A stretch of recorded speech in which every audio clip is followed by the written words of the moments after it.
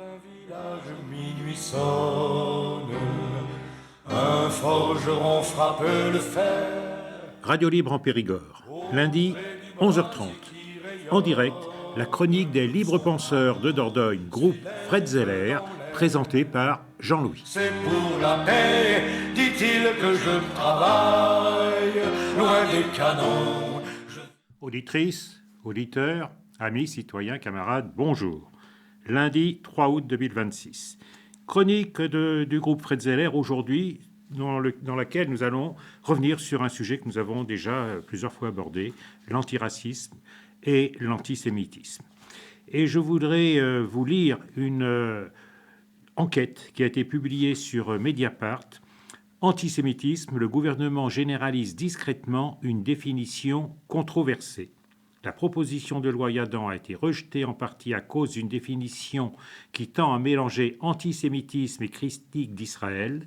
Faute de pouvoir passer par la voie législative, le gouvernement tente de l'imposer autrement. Et donc ce texte est signé Sarah Benaya, Prisca Borel et Marie Turcan.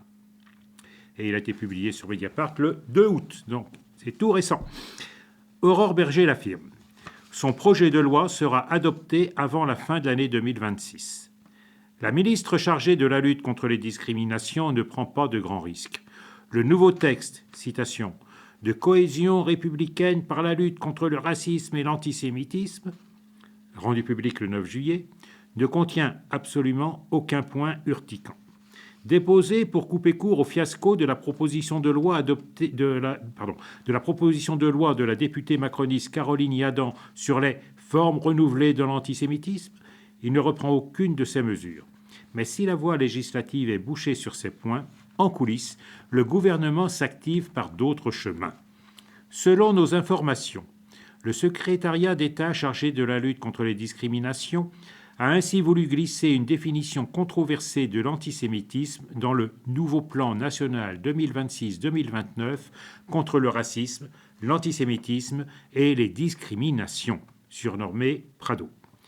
Il faut qu'on fasse quelque chose sur la définition de l'IHRA. Les associations sont très en demande. Se sont entendus dire les représentants de différents cabinets au cours d'une réunion interministérielle début juillet 2026. L'IHRA, l'Alliance internationale pour la mémoire de l'Holocauste, propose en effet une définition de l'antisémitisme sujette à controverse et sur laquelle s'appuyait la proposition de loi Yadan. Ce jour-là, des représentants du ministère d'Aurore Berger et de la délégation interministérielle à la lutte contre le racisme, l'antisémitisme et la haine anti-LGBT+, DILCRA, présentent des propositions qui émanent de 5 groupes thématiques dédiés, associant des représentants d'administration et des représentants d'associations, indique l'institution. Parmi les mesures proposées par ce document de travail consulté par Mediapart, l'une est à destination de la justice. Citation. Rappeler, par voie de circulaire du garde des Sceaux adressé au parquet, la définition de l'antisémitisme et les exemples donnés par l'IHRA, ainsi que l'obligation de qualifier systématiquement la circonstance aggravante lorsque le caractère raciste ou antisémite des faits est établi. Autrement dit, il s'agirait de rendre juridiquement contraignante une définition qui ne l'est pas, en passant par la voie réglementaire, une circulaire, et non législative. Dans ce document de travail, la DILCRA l'assure, il faudrait secouer les magistrats qui ne retiendraient pas systématiquement la circonstance aggravante de l'antisémitisme à cause, et c'est une citation, d'une mauvaise interprétation du fait, s'agissant notamment des nouvelles formes d'antisémitisme. Interrogé par Mediapart, l'institution confirme que cette mesure, citation, a fait l'objet de discussions à l'occasion des réunions thématiques organisées au cours de l'élaboration du nouveau plan. Mais on minimise l'importance au vu des très nombreuses propositions envisagées. Le but même de ces temps d'échange est d'être foisonnant dans le nombre et la teneur des propositions formulées. Ce sont au total plus de 150 propositions qui ont pu ainsi faire l'objet d'une expertise et de discussion, précise-t-on. Le ministère de la Justice a, semble-t-il, peu goûté cette suggestion. Citation. Ayant analysé cette recommandation, nous avions fait état de notre avis défavorable, nous indique-t-on. Nous avions rappelé que la définition de la circonstance générale aggravante liée aux actes racistes, antisémites et discriminatoires correspondait à la vision universaliste du droit pénal français en ne distinguant pas selon les actes ou discours de haine.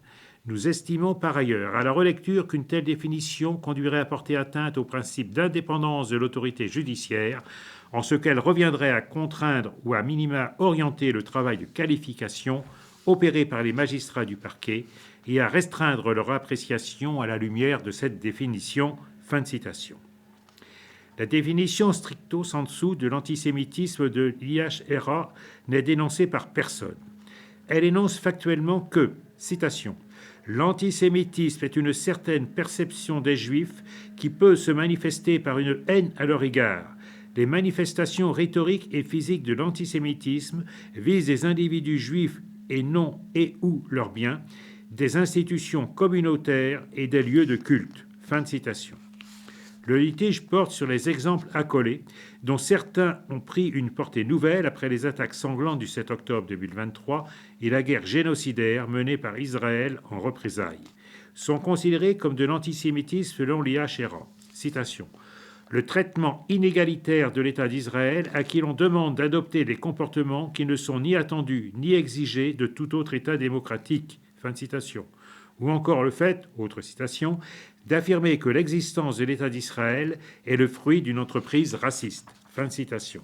Or, même le principal rédacteur de cette définition, Kenneth Stern, considère aujourd'hui qu'elle pose problème pour, citation, répondre à l'antisémitisme.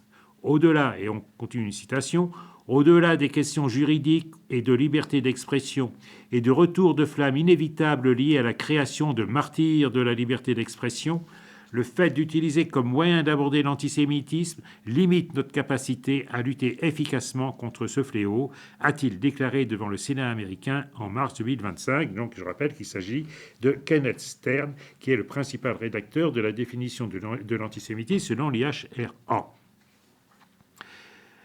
L'idée, c'est une citation, qu'il existerait une exception israélienne en termes de liberté d'expression et de jugement politique est une mauvaise chose, a également insisté Mark Mazauer, auteur d'un livre de référence sur l'antisémitisme. Lorsque la députée Caroline Yadan, élue des Français de l'étranger dans la circonscription d'Israël, a fait revenir le débat sur l'antisémitisme et la critique d'Israël à l'Assemblée nationale en janvier 2026, son texte a ainsi suscité une levée de boucliers de la part de professionnels de la recherche redoutant des restrictions de la liberté académique, mais aussi de militantes et militants politiques et associatifs qui dénoncent notamment les procès bâillons pour apologie du terrorisme. Plusieurs rapporteurs de l'ONU avaient enjoint à la députée en avril de, citation, détailler sa position concernant l'utilisation de la définition de l'antisémitisme de l'IHRA, étant donné que cette définition est incompatible avec le droit international des droits humains. Fin de citation. Et il rappelait que, autre citation, des centaines d'universitaires juifs et d'acteurs de la société civile ont également condamné cette définition, y voyant une instrumentalisation de l'antisémitisme visant à faire taire les critiques des pratiques d'Israël, y compris des violations du droit international. Fin de citation. La France a adopté dès décembre 2019 une résolution, un texte non contraignant juridiquement, visant à pousser le gouvernement à diffuser la définition de l'IHRA auprès des services éducatifs, répressifs et judiciaires. Fin de citation. À l'époque, le texte divisait déjà jusque sur les bancs des macronistes, alors même qu'Emmanuel Macron l'avait soutenu lors du dîner annuel du Conseil représentatif des institutions juives de France, le CRIF. Déjà adopté dans l'éducation nationale. Si le projet de circulaire à destination de la justice n'a pas abouti, Mediapart a constaté que la définition de l'IHRA s'est quand même frayé un chemin jusque dans le plan national 2026-2029. Celui-ci généralise en effet l'utilisation d'un document, le VADMECOM, qui l'intègre depuis 2020. C'est le ministère de l'Éducation nationale qui a adopté en 2020 ce VADMECOM nommé « Agir contre le racisme, l'antisémitisme et les discriminations liées à l'origine à l'école ». Un texte pensé comme un outil à destination des personnels scolaires par ses auteurs, la DILCRA, le Conseil des sages de la laïcité et la Direction générale de l'enseignement scolaire. Mis à jour en février 2026 à la demande de l'administration centrale, le texte a de nouveau repris la définition de l'IHRA. Pour Yanis Roder, secrétaire général du Conseil des sages de la laïcité, le comité de pilotage s'est appuyé pour ce document sur l'unique définition votée par le Parlement, pourtant non contraignante. Citation: une administration centrale se plie à ce que décident les pouvoirs publics et la représentation nationale. Elle n'a pas vocation à remettre en cause ce qui a été voté. Et la déclaration de Jérusalem, qui propose une autre définition plus progressiste, c'est une note de la rédaction, n'a été votée nulle part, justifie-t-il, assurant que ce travail collectif se veut le plus neutre et le plus scientifique possible. Et on poursuit dans la citation: assimiler toute critique de la politique israélienne à une haine des Juifs prend le risque de renforcer les antisémites en décrédibilisant la lutte contre l'antisémitisme, note ainsi le texte, tout en relayant in extenso tous les exemples décriés de la définition de l'IHRA. Très critique vis-à-vis de ce guide, l'ancien sage Alain Policard, démis de ses fonctions par l'ex-ministre Nicole Belloubet en 2024, regrette quant à lui un choix dangereux et politique visant à empêcher toute critique de l'occupation et de la colonisation des territoires palestiniens par Israël. Ce vade-mecum est accessible en ligne publiquement, mais il n'a jamais fait l'objet de communication externe puisqu'il est destiné au personnel de l'éducation nationale, nous indique le ministère. Il s'agit d'un outil de formation destiné au personnel qui ne crée aucune norme, aucune infraction ni aucune obligation, assure-t-on. Le guide vient donc de bénéficier d'une belle publicité au sein du plan Prado 2026-2029. Une mesure prévoit de, citation donc, une mesure prévoit de généraliser au sein de toutes les administrations l'usage du vade-mecum agir contre le racisme, l'antisémitisme et les discriminations liées à l'origine, afin que l'ensemble des formations continues s'appuient sur des définitions unifiées du racisme, de l'antisémitisme et des discriminations. Ce tour de passe-passe permet d'étendre la généralisation de la définition controversée sans avoir à écrire noir sur blanc le sigle IHRA, et ce, pour toutes les administrations, soit la santé, les collectivités territoriales ou encore la police et la justice. Ce nouveau plan prévoit en effet de généraliser au sein de toutes les administrations l'usage du vade-mecum afin que toutes les formations puissent reposer sur des définitions unifiées du racisme, de l'antisémitisme et des discriminations, confirme la DILCRA à Mediapart. Alors que la formation à ces enjeux se développe très fortement au sein des différentes administrations publiques. Ce document a le mérite de fournir des définitions partagées et harmonisées. Le vade-mecum reprend en effet la définition de l'IHRA. Voilà, donc c'est la fin de ce texte de compte-rendu de l'enquête de Sarah Benyaya, Phyllis Borel et Marie Turcan, publié donc par Mediapart. Alors, il se trouve qu'à la Libre Pensée, nous avons publié un numéro de notre série Arguments sur cette question précisément, à propos d'un vade-mecum sur le racisme et l'antisémitisme. Vous avez dit lutter contre le racisme ou mise en œuvre d'une idéologie d'État? Et dans ce numéro d'arguments, qui, je le rappelle, est accessible, est en accès libre, en version électronique, sur le site de la Fédération nationale de la libre pensée, ce document, cette brochure, est préfacé par un texte, un très très beau texte que je crois d'abord vous avoir déjà lu, mais vu son importance et la qualité du texte, c'est pas inutile de le rappeler. C'est un texte signé Mornia Lapsi, et Mornia Lapsi, je le rappelle, est militante antiraciste, inspectrice du travail et membre de l'association Coudes à Coudes. Alors voilà ce que dit Mornia Lapsi. Quand l'antiracisme institutionnel fabrique l'inégalité, discipline les consciences et abîme les psychismes. J'écris cette préface, dit Mornia Lapsi, j'écris cette préface en conscience politique, historique et humaine. Je ne l'écris pas pour accompagner poliment un texte, mais pour prendre position. Car ce que Christian Echen analyse et démontre, donc Christian Echen est l'auteur de la partie essentielle la plus importante de ce numéro d'arguments. Car ce que Christian Echen analyse et démontre n'est pas un simple document administratif de plus dans la production ministérielle. Ce vade-mecum du ministère de l'Éducation nationale n'est ni neutre, ni innocent, ni simplement maladroit. Il est une pièce idéologique à part entière, inscrite dans une séquence politique précise, et ses effets dépassent largement le cadre scolaire.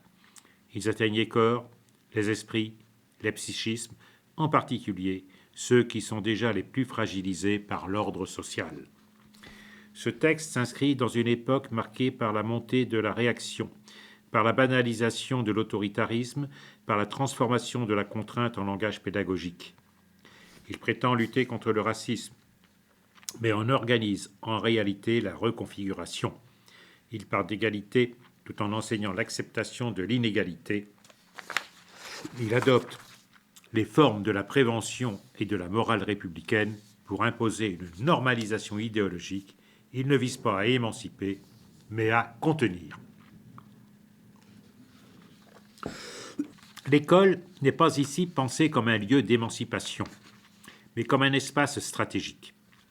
Un espace où se forgent les intellects, mais aussi les affects, les représentations de soi, l'estime personnelle, le sentiment de légitimité à exister.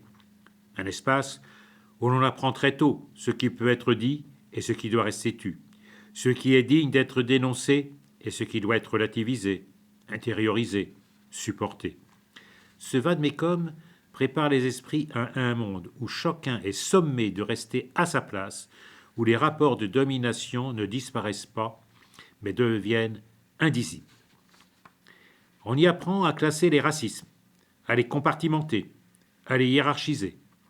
On y apprend que toutes les discriminations ne se valent pas, que toutes les souffrances n'ouvrent pas les mêmes droits à la parole, que certaines colères sont légitimes quand d'autres deviennent immédiatement suspectes, pathologisées, réprimées. Diviser les racismes, c'est diviser celles et ceux qui les subissent. C'est empêcher toute lecture globale des dominations. C'est une méthode politique éprouvée et ce document s'y inscrit pleinement. L'usage désormais massif de la fiction du prétendu racisme anti-blanc participe directement de cette entreprise. Ce n'est pas une erreur conceptuelle, c'est un instrument idéologique. Il permet de vider le racisme de son épaisseur historique, coloniale et esclavagiste, de ses dimensions structurelles, pour en faire une abstraction symétrique et inoffensive. Il renvoie dominants et dominés dos à dos, neutralise les luttes antiracistes réelles et fabrique une fausse équivalence qui bénéficie toujours aux mêmes. Le vade-mecum ne déconstruit pas clairement cette fiction. Il en aménage au contraire les conditions de retour juridiques et symboliques. Cette ambiguïté est un signal. Elle instille la peur de trop nommer les dominations, de trop dénoncer les injustices, sous peine d'être soi-même renvoyé à l'accusation. Mais la violence la plus profonde de ce texte est ailleurs. Elle est dans ce qu'il prépare psychiquement. Ce texte est aussi une manière de préparer les psychismes à la maltraitance. Il vient frapper celles et ceux qui souffrent déjà dans une société profondément réactionnaire, celles et ceux qui vivent dans la précarité, celles et ceux qui sont identifiés comme musulmans réels ou supposés, celles et ceux qui sont déjà déshumanisés. Ces populations subissent des violences institutionnelles répétées de la part de l'État, de la police, des institutions, parfois jusqu'à la mort. Des violences où l'on dispose de leur corps comme s'ils n'étaient pas pleinement humains, où l'on porte atteinte à leur liberté de circulation, où les contrôles aux faciès, les contrôles des corps, des déplacements, des présences dans l'espace public sont devenus un mode opératoire ordinaire de l'État. Un État qui sanctionne, non pas tant pour ce que l'on fait, mais pour ce que l'on est. Et ces mêmes enfants, ces mêmes jeunes, on vient leur imposer encore de nouvelles règles, de nouvelles injonctions, de nouveaux cadres moraux par le biais de ce vade-mecum. On leur dit comment parler, comment penser, ce qu'il est permis de comparer, ce qu'il est interdit de nommer. Face à cela, ils se replient encore davantage, ils réagissent encore davantage, ils perdent encore davantage l'amour qu'ils devraient avoir d'eux-mêmes. Or, l'école devrait précisément être le lieu où se construisent l'estime de soi, la confiance, la possibilité de se projeter, de rêver. La violence est immense lorsque ce que l'on vit à l'extérieur, la précarité, la stigmatisation, les contrôles, la peur, se combinent avec la violence institutionnelle vécue à l'intérieur de l'école. Ces violences s'articulent, se renforcent, se cristallisent. Elles participent à préparer très tôt l'organisation sociale et économique, orientant certains profils vers les travaux les plus pénibles, les plus dévalorisés, les plus mal payés. L'école n'est pas neutre dans ce processus, elle le prépare. Ce vade-mecum contribue ainsi à un désastre de l'estime de soi, à un désamour intérieur, à une souffrance psychique aujourd'hui largement identifiable. Une souffrance qui pousse une partie de ces jeunes à chercher ailleurs une reconnaissance d'existence, une reconnaissance d'humanité, parfois dans des pratiques ou des consommations qui les abîment davantage. Non parce qu'ils veulent se perdre, mais parce qu'ils veulent exister, parce qu'ils veulent être vus comme des enfants, comme des êtres humains. Il y a en filigrane dans ce texte un doigt pointé, une adresse ciblée, une injonction claire, un avertissement, un blâme anticipé, une sanction anticipée, celle de l'école autant que celle de la société. Le message est limpide. Attention, restez à votre place sociale, votre place raciale, votre place politique, votre place psychique. Ce vade-mecum n'est pas un outil de conscientisation, ni un outil d'émancipation. Il est un outil de recadrage, d'anticipation, de discipline. Il dit aux futurs sujets présumés conscients, présumés contestataires, c'est nous qui décidons de votre avenir. C'est nous qui décidons de ce qu'est la justice, de ce qu'est l'égalité, de ce qu'est la liberté d'expression. Elles existeront, mais selon nos termes. Toute contestation sera neutralisée. Ce dispositif s'inscrit pleinement dans le contexte actuel de la criminalisation des solidarités, notamment du soutien au peuple palestinien. Aujourd'hui, utiliser les fondements mêmes de l'état de droit, le droit international, la liberté d'expression, pour dénoncer un génocide, une colonisation de peuplement, expose à l'incrimination et à la sanction. Le droit est détourné pour protéger un État et une idéologie. Cette instrumentalisation met en danger tout le monde, y compris celles et ceux qu'elle prétend défendre, en alimentant amalgame, tension et haine. Dans le même temps, d'autres génocides continuent d'être niés ou relégués, comme celui des Tutsis, ceux des peuples autochtones, les crimes coloniaux de masse, notamment en Algérie. Cette hiérarchisation n'est pas neutre. Elle participe d'un récit national permettant la continuité de l'injustice. Si ce vade-mecum existe, c'est parce que quelque chose échappe, parce que les consciences se libèrent, parce que les jeunes générations font des liens, refusent les silences imposés, contestent les privilèges devenus institutionnels. Face à cela, l'État choisit l'anticipation, le cadrage, la discipline. Quoi de plus simple que de modeler les enfants, des jeunes encore en construction. Or, ce qui nous incombe désormais, ce qui nous engage collectivement, c'est de dire clairement que le vade-mecum dont nous avons besoin n'est pas celui-ci. Le vade-mecum nécessaire est un vade-mecum des libertés réelles, liberté de conscience, liberté d'être ce que l'on est, liberté de faire société sans être hiérarchisé, sans être assigné, sans être écrasé. Il doit être porté par celles et ceux qui sont les premières victimes de ce système, mais aussi par celles et ceux qui pensent ne pas être concernés, et également par celles et ceux qui se revendiquent de la lutte, mais qui, parfois sans le mesurer, participent encore de ce système en acceptant des privilèges décrétés par lui. Faire société, c'est aussi accepter de regarder en face ce que l'on reçoit, ce que l'on conserve, ce que l'on doit renoncer à partager. Ce vade-mecum à construire doit outiller à la justice réelle, pas à la justice bourgeoise, pas à celle qui incarcère massivement des personnes racialisées, pas à celle qui protège les intérêts de domination. Une justice qui répare, qui restaure, qui égalise concrètement les conditions de vie et d'existence. Il doit être porté collectivement, dans la rue, le poing levé, en foulant le pavé devant les institutions, en disant ensemble que les privilèges de classe, de race et de genre doivent être abolis. Le dire, c'est déjà agir. L'écrire, c'est déjà transformer. L'enseigner, c'est déjà préparer une autre société. Nos enfants le méritent. Ils méritent de vivre, pas seulement de survivre. Ils méritent d'être heureux ensemble, sans que l'un écrase l'autre, sans injonction permanente à rester à une place assignée, sans atteinte à leur dignité, sans ce sentiment destructeur de ne pas être pleinement humain. Ils méritent une école qui respecte l'histoire de chacune et chacun, qui écoute enfin la parole de celles et ceux qui ne sont jamais entendus, qui reconnaît l'humanité de celles et ceux qui souffrent. C'est cela le vade-mecum que l'éducation nationale devrait porter aujourd'hui. Et c'est déjà profondément ce que fait le travail de Christian Eychen. Ce travail doit devenir endémique. Il participe de la véritable lutte contre la réaction. Il participe de la véritable construction d'un État qui se dit de droit parce qu'il repose sur l'égalité concrète, la dignité effective, la justice réelle et la santé psychique de toutes et tous. C'est au nom de cette exigence que je signe cette préface et que je l'assume pleinement. Mornia Lapsi, militante antiraciste, inspectrice du travail, membre de Coudes à Coudes. Voilà, il me semblait important de rappeler ce très très très beau texte et qui est donc une préface dans ce numéro de la série Arguments, qui est donc une analyse du fameux vade-mecum que le gouvernement fait circuler aujourd'hui dans l'ensemble des administrations et notamment à l'école pour l'imposer comme un point de vue, comme une véritable idéologie d'État aux consciences les plus faibles, c'est-à-dire aux enfants de leur plus jeune âge. Alors, dans ce numéro d'arguments, bon, il y a bien évidemment également tout le texte à une quarantaine de pages écrite par Christian Eychen et qu'a donc célébré entre guillemets Mornia Lapsi. Il y a également un mythe qui est dénoncé, c'est le mythe concernant Paul Bert et la prétendue mission civilisatrice républicaine.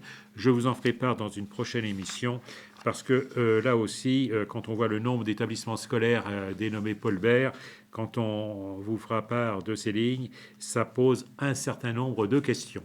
Et puis, puisqu'il me reste quelques minutes, je voudrais signaler la sortie d'un autre numéro d'arguments dont je parlais également dans une prochaine émission. C'était le numéro 35 de cette série Arguments sur la question de l'Algérie, le FLN et les harkis. Donc là aussi, j'ai commencé à en prendre connaissance. Il y a vraiment de très très très beaux textes. Et c'est également un livre qui est une brochure qui est en accès libre, en lecture et en téléchargement via Calaméo à partir du site de la Fédération nationale de la libre pensée, fnlp.fr. Voilà, donc nous en avons terminé pour cette chronique de ce 3 août 2026. Je remercie Yanis pour avoir assuré la technique de cette chronique et vous donne rendez-vous pour une prochaine émission, une prochaine chronique du groupe Fred Zeller. Eh bien, ce sera lundi prochain et nous serons le 10 août. En forgeant un soc de charrue. C'était la chronique du groupe Fred Zeller de la Libre Pensée de Dordogne. Vous pourrez réécouter cette chronique en rediffusion jeudi de 16h à 16h30 ou samedi de 17h30 à 18h. Vous pouvez également écouter cette chronique en podcast sur le site de Radio Libre en Périgord et vous pouvez également retrouver sur le site du groupe Fred Zeller, lpdordogne.fr, toutes les chroniques du groupe Fred Zeller sur Radio Libre en Périgord. Nous vous donnons rendez-vous pour une prochaine chronique la semaine prochaine, dès lundi 11h30. Elle tient ton glaive